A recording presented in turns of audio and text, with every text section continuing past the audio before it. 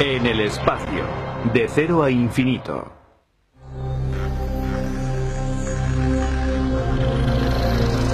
Del nivel subatómico al sistema solar. Desde nuestro planeta a los confines del cosmos, los mismos elementos forman todas las estrellas y el polvo galáctico. Todo está compuesto de materia, incluidos nosotros.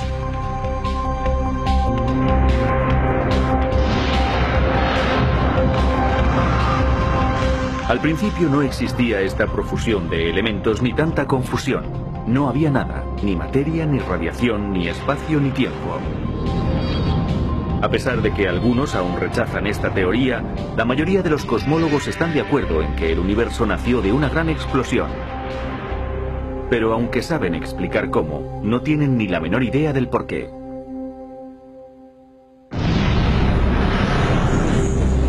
Con el llamado Big Bang, el universo explotó a partir de una partícula infinitesimal, inflándose dentro de sí mismo.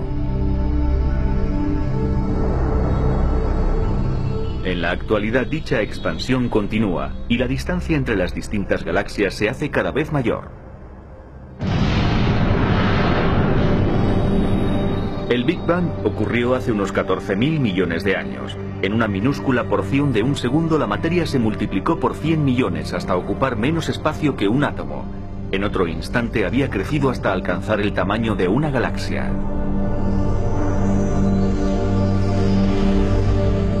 El universo era un lugar tan caliente que su energía generaba inmensas partículas de materia y antimateria. Estos corpúsculos se fueron fraccionando y la materia acabó triunfando sobre la antimateria por un escaso margen, aunque suficiente para dar lugar al cosmos. Para entonces la temperatura reinante había disminuido a 1 billón de grados centígrados. Cuando aquello llegó a su fin, el universo tenía una edad de unas 10 millonésimas de segundo. Los físicos intentan simular aquel suceso con un colisionador de iones, dos anillos que aceleran iones pesados en direcciones opuestas. Al encontrarse a velocidades cercanas a la de la luz, los iones chocan con tremenda energía y producen montañas de partículas subatómicas. Este acelerador de partículas, situado en el Laboratorio Nacional de Brookhaven en Estados Unidos, tiene un perímetro de 4 kilómetros. Y dentro, por un instante, podemos contemplar un universo en estado embrionario. Nos hallamos en un plasma formado por partículas subatómicas, quarks y gluones. Una milésima de segundo después del Big Bang, los quarks y los gluones formaban protones y neutrones. Enseguida, a una temperatura de 1000 millones de grados, los protones y los neutrones se reunieron en núcleos atómicos y 3 minutos después surgieron los primeros elementos, el hidrógeno, el helio y en menor cantidad el litio.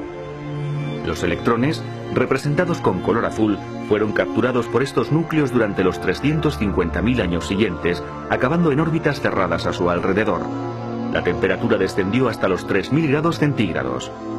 Al quedar encerrados en los átomos, los electrones dejaron de bloquear el paso de los fotones luminosos. De repente la niebla se despejó y el universo se hizo transparente. Y así empezó la era de la materia. Las nubes de hidrógeno y helio formaron galaxias, las galaxias cúmulos y los cúmulos filamentos. Y lo mismo continúa ocurriendo hoy. El universo sigue expandiéndose y enfriándose. Y su expansión es la prueba principal del Big Bang.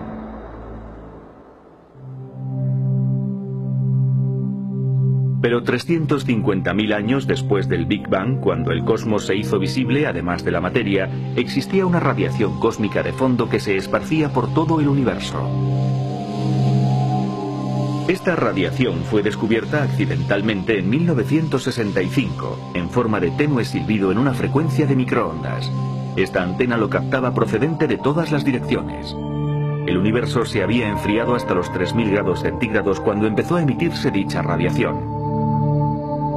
En sus comienzos eran rayos ultravioletas, pero su frecuencia varió con la expansión y el enfriamiento del universo. En la actualidad, la temperatura del cosmos está por debajo de los 270 grados bajo cero. En 1992, el COBE, siglas en inglés de Satélite Explorador del Fondo Cósmico, descubrió a qué se debía ese silbido en frecuencia de microondas. El COBE midió la temperatura del firmamento, señalando sus fluctuaciones en un mapa a todo color. En el año 2001, esta nave precisó aún más los descubrimientos del COBE. La sonda WMAP fue lanzada al espacio. Al principio su ruta no era estable a causa de la atracción gravitatoria de los planetas. Pero tras recorrer 1,5 millones de kilómetros, la WMAP estuvo libre de las interferencias magnéticas de la Tierra, así como de las radiaciones microondas procedentes de esta. Desde su estable situación, la sonda empezó su trabajo de espaldas al Sol, a la Tierra y a la Luna. Y los resultados fueron asombrosos. Una vez eliminada la banda de color rojo correspondiente a las fuertes y superfluas señales de nuestra galaxia, la WMAP trazó el mapa de las radiaciones microondas del cosmos sin el menor problema. El de la izquierda es el mapa obtenido por el COBE. Ahora observamos el detallado mapa creado por la sonda WMAP. ¿Veis esas ondas? Al lanzar un guijarro a un líquido, las ondas de la izquierda, creadas en aceite, son distintas a las de la derecha, de agua. La forma de las ondas queda determinada por el medio, además de por el número de guijarros, su tamaño y su masa. Estas ondas muestran las variaciones de densidad en el universo temprano. La explosión resultante del Big Bang no fue uniforme. La materia se apelmazó y formó cúmulos. El mapa de temperaturas de la WMAP revela esos cúmulos. Esta fue la semilla de la inmensa estructura del universo. Una estructura que fue variando a lo largo de 1.000 millones de años. Las galaxias se agruparon formando filamentos entre los cuales se abría el vacío. Y nacieron las estrellas. Por todo el universo se hizo la luz, como dijo un astrónomo. Por todas partes los gases se condensaban y cogían temperatura hasta iniciar un proceso de fusión nuclear. Las estrellas de la primera generación eran más calientes, más brillantes y más grandes que las supergigantes actuales. Ahora, mucho después, las galaxias se agrupan en supercúmulos en los puntos de intersección de los filamentos. Esta estructura es debida a las fluctuaciones de densidad del universo en el momento de su nacimiento, medidas gracias a la radiación cósmica de fondo.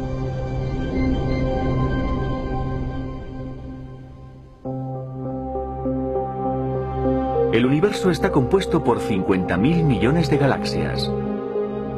La mayoría de las galaxias son gregarias y se agrupan en conjuntos que contienen desde unas pocas docenas a miles.